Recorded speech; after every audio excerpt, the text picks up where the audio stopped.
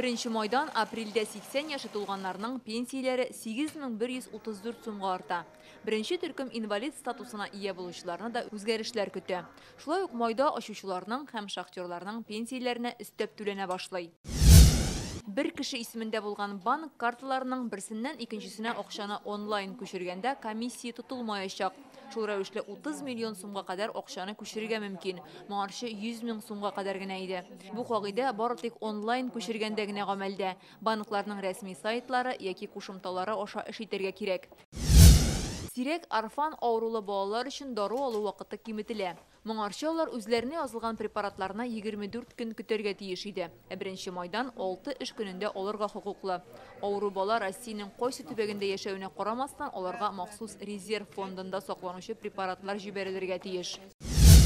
Югары уку йортына максатчан укырга кергәндә абитуриентлар уку өчен түләүче оешманы Работа России порталыннан таба алачак. Аның белән дәүләт хезмәтләре сайты аша килешү төзергә гариза бирә. Укуны тәмамлагач, бу оешмага эшкә урнашып, ким дигәндә 3 ел хезмәт куярга тиеш була.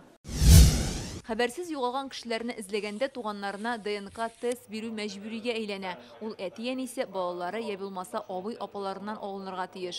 Әлеге мәгълүмат югалган кеше табылганчы яисә мәетнең шәхесе ачыкланганчы сакланачак, кимендә 70 ел.